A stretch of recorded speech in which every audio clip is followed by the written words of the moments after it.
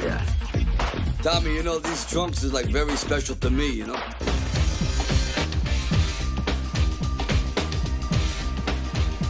Rocky V, which is more of a father-son film drama than a boxing film. There's not as much boxing in it, and it certainly doesn't end with a boxing match, so I don't think it's quite like the others. So Rocky V, we've reached the fringes of the 90s in our boxing time machine. Look at this, you know? I've been running up and down these steps for 20 years, and I never knew there was valuable pictures in this building, you know? In the opening recap montage, they play almost the full-length Ivan Drago boxing match. Just skim it. The film starts with him getting off the plane from Russia immediately after the fight. He's wearing like a FBI farmer / World War II pilot outfit. It's the only way I can describe it. There's this incredibly insane loudmouth black preacher type guy who's the coach of the next contender, who plays the closest thing you can get to an all-out villain in the Rocky series. Rocky Balboa, there's a man out here wishing to speak with you. Rocky Balboa! This guy here, he was using you for the bait. He wants to get you and me in the ring. That's what he wants us to fight each other, you know? To make the money, right? Come on. Enough of the fantasy. Let's talk reality. He's so bad. He busts into Rocky's landing press conference as soon as he gets to America, and basically takes it over. But Rocky handles the press conference well, even though it becomes a train wreck, and you kind of respect him for getting the hell out of there. As with many of the later Rocky films, he doesn't want to fight anymore, but he just sort of gets drawn into it by other people's wishes. Rocky says a line to Adria, which is meant to be described as dirty talk, where he says, he gets back to the house with her and goes, "Maybe I'll go take you upstairs and violate you like a parking meter." What? Is this how Sly writes relationships now? So Rocky Jr., who I think eventually becomes Robert, they've all got back from Russia and he's meeting his dad again in the house, and he's grown up. He's like 12 or early teenager now, I guess. And this actor who plays him in this one, this iteration of Rocky's son, is the best out of all the movies. You actually give more of a shit about him. So he's upstairs in his room and he's drawing pictures, and Rocky looks through his pictures that he's drawn and finds a really overblown nude drawing of I think it's his French teacher, with all the proportions completely wrong, and Rocky stares at it like, oh. And you can tell he's weirdly proud of his son for doing this really unskilled drawing. So Paulie does some sort of confusing financial screw-up that leads to Rocky losing everything, losing this giant mansion he's got. And it's like a shady business deal by estate agents. I can't quite work out what it was he did, but Rocky loses everything, so they go back to a Spartan lifestyle that they weren't expecting to.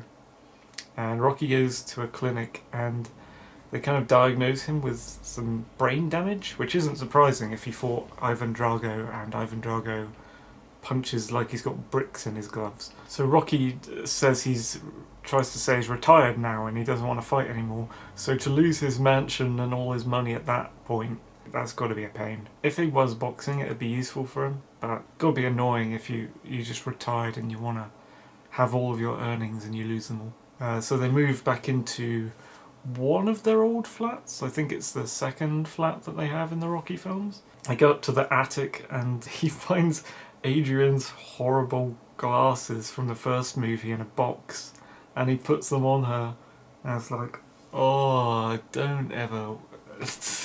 They're the worst. But while he's putting clothes on her and he's trying his old hat on and his old jacket, and he's putting her old glasses on her, they're reminiscing about how their relationship started, which is not a good thing.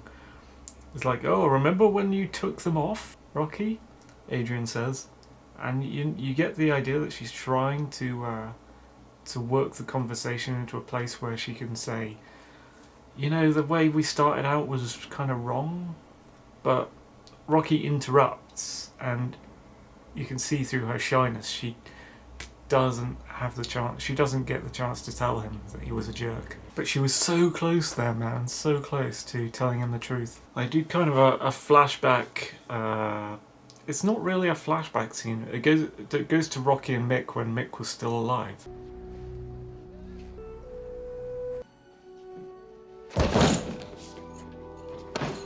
Very pretty. Tight! That Apollo won't know what hit him. You're gonna roll over him like a bulldozer. I was young once, too. Get up, you son of a bitch! Because Mickey loves you. But I can't remember it from any of the other movies.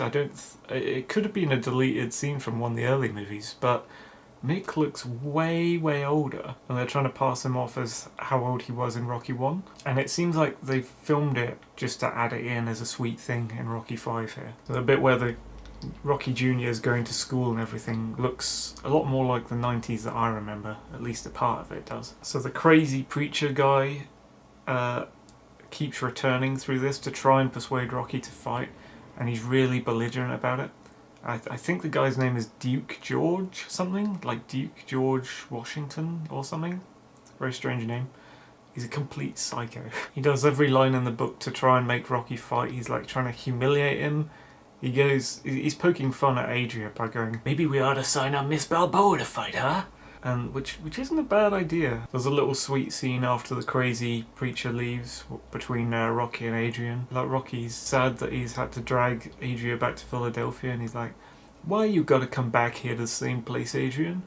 I gotta do it, but you don't gotta do it. In this film you see like 9-year-olds smoking cigarettes on street corners. This particular one's like a bully at Rocky Jr.'s school, and he keeps like beating up like Rocky Jr. It kind of reminds me of a young Bruce Wayne in Gotham. Like, that's what Rocky Jr., the actor who plays him, reminds me of. Paulie drinks out of some binoculars. Rocky starts becoming like a boxing trainer and coach at this at Mick's gym, I think, in Philadelphia, where he used to live. And this guy shows up called Tommy Gunn. Hey, Tommy Gunn, you got some guns.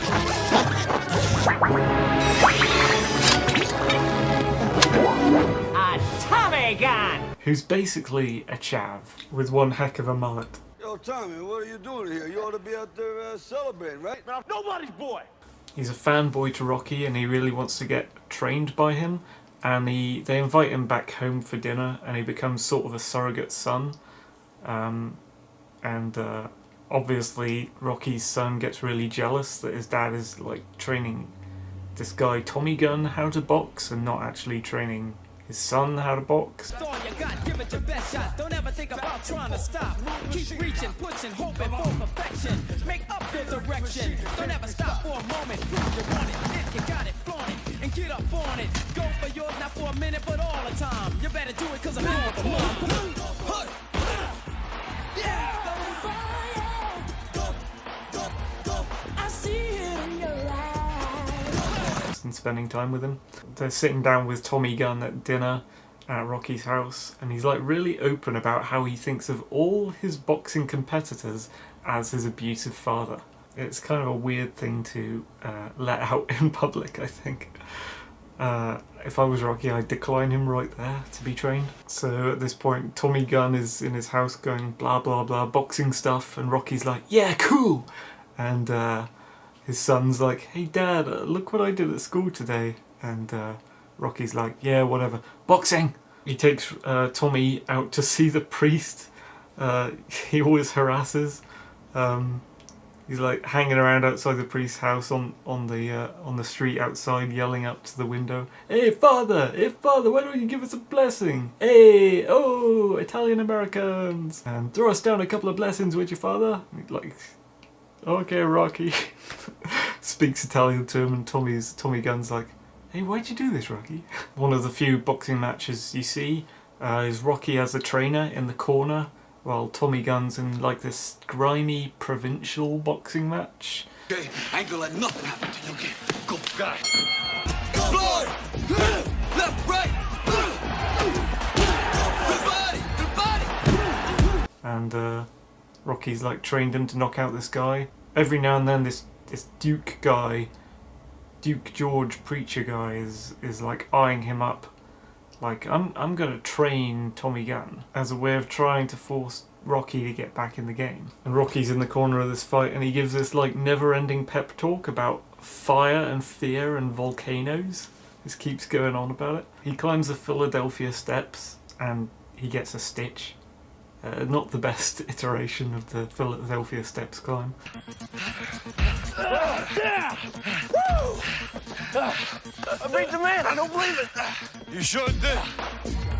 You're very swift, Tommy. Rocky goes training with Tommy out in his old neighborhood, and you see him like running through the marketplace where Rocky used to run through in public with this Tommy guy who's wearing Rocky's hat and his shades, and you're souring your own memories in a way here by doing this. And this is part of like a training montage, and through the training montage very quickly it turns around where Tommy gets really jealous of Rocky's fame and kind of tries to outgrow him. Now there's like a Christmas scene at home. It cuts to Christmas at Rocky's family home, and his kid and friends are watching a TV show of a Rocky lookalike beating up some Christmas ornaments on the front lawn in the snow. It's very strange. I don't know what they're watching there. You get the idea that Duke's wife is secretly fucking Tommy, and it might be Duke's idea. So, is that the appropriate time to say cuck? Gentlemen, come on. Well, thank you for coming tonight. Tommy, I got something for you. For your next fight, why don't you fight the redhead in the front row? I hear she comes real cheap. What about you? We look forward to seeing you. What are you going to fight the next fight, Tommy? The bullies of Rocky Jr. from his school are all like cozying up in his living room with him in the scene. They're all beating him up at school, and then at one scene Rocky Jr. throws a punch at the other kid, and I guess from that point on he didn't bother him, but they suddenly became friends. I'd be more interested to know the storyline that led up to those events, rather than all the Tommy Gunn stuff. At one point during this Christmas house scene, Paulie comes down the stairs dressed as Santa, which gives Rocky the opportunity to say the best line in the entire fucking series of Rocky films. This hilariously delivered line, "Yo, Santa, tell all the kids what you got in those bags from the north." Not only is Tommy Gunn's mullet distracting, but Rocky Jr. has these weird dangly gold earrings at this point that come down to here, and they just jangle around as he talks. What do you think? You knew me? You look like the daughter that I always wanted. So after his kids kind of left the house in a rage, this Duke preacher guy comes to Rocky's house unannounced and just comes into the house. It's really strange.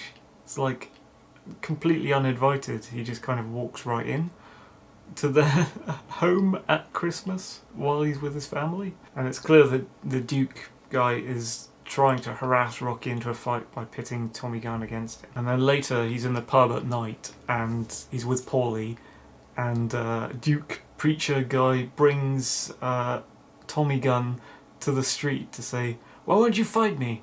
And he punches Paulie out. Get it back. The man spit blood for you. Put your head in his own family, and you bring these rat bums around here. Huh? You got his dignity? Fuck him, maybe you shot, you know that? Which causes them to have a street fight. Are you okay? You should have left him on the street where you found him. Get off me, man. Right out here, huh? Now, you knocked him down. Why don't you try knocking me down now? No. In the ring. Tommy Gunn only fights in the ring. Get out of here. My ring's outside. Which is the end fight of the film. Just a bare knuckle fight out in the streets of Philadelphia at night. It's not even boxing, really. It's just some sort of illegal brawl. And a TV camera crew shows up, and they're broadcasting it like live to the nation, but the police don't show up. Like, you're like, where the fuck are the police? They should. This is on TV. And you're kind of thinking, well, that was an unusual fight. Wouldn't they have lasted a lot longer with boxing gloves? This time they go up the Philadelphia steps together like a tourist family. And then there's a credit slideshow at the end credits of the film, and they insert that kind of pushy relationship bit from the first film into the credit slideshow. It's like, oh Sly, you ever gonna live that down? Yo, Tommy. Tommy Gunn! You're gonna kill him!